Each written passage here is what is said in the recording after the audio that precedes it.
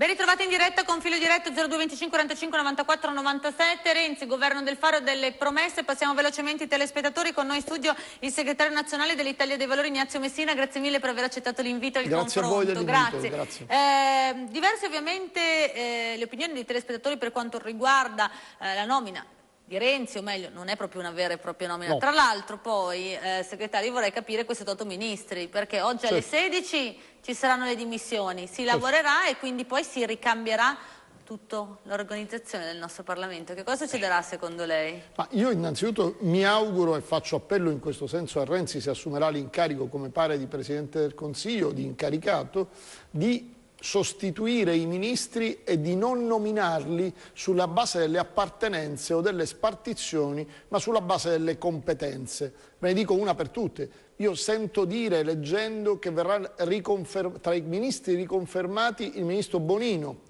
Per quello che mi riguarda, io ritengo che uno dei primi ministri da rimuovere dall'incarico sia proprio il ministro Bonino, perché il ministro Bonino nella gestione, da un lato, delle armi chimiche siriane che devono essere trasportate nel porto di Gioia Tauro e dall'altra parte, senza che l'Italia abbia fatto niente, gli altri paesi non le hanno volute, tenendo all'oscuro tutti i cittadini italiani di quello che sta succedendo, e dall'altra parte sulla gestione dei marò. Io credo che il ministro Bonino sia per esempio un ministro da sostituire, perché 2 questioni ha affrontato e in 2 questioni l'Italia ci ha rimesso. In questo momento ci sono 2 nostri connazionali detenuti senza un capo di imputazione in India e l'Italia non riesce a farli tornare a casa. Io ve lo dico sempre, se fossero stati marò americani o marò tedeschi, secondo me sarebbero stati a casa già da tempo. E allora io invito Renzi a scegliere coloro i quali devono collaborare con lui sulla base delle competenze e che non dimentichi di essere sindaco, perché c'è un po', come dire, la disfunzione da sindaco, risolvi i problemi.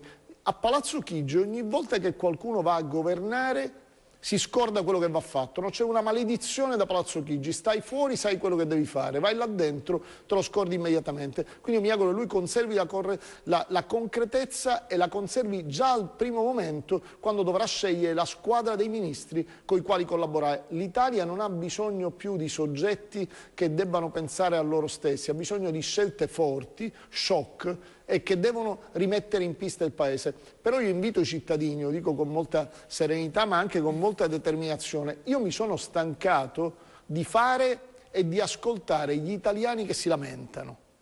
Cioè io voglio essere un italiano che agisce, non che si lamenta, perché è facilissimo lamentarsi. Il tema è aiutiamo ad agire e quindi agisci con forza, con determinazione, su battaglie serie, perché se no non ci si va da nessuna parte. Ecco perché critico il Movimento 5 Stelle. Potrebbe fare tantissimo, ma la critica fine a se stessa non serve. Devi anche costruire, risolvere i problemi dei cittadini, perché poi una volta che hai spodestato chi sta al governo, tocca a te governare.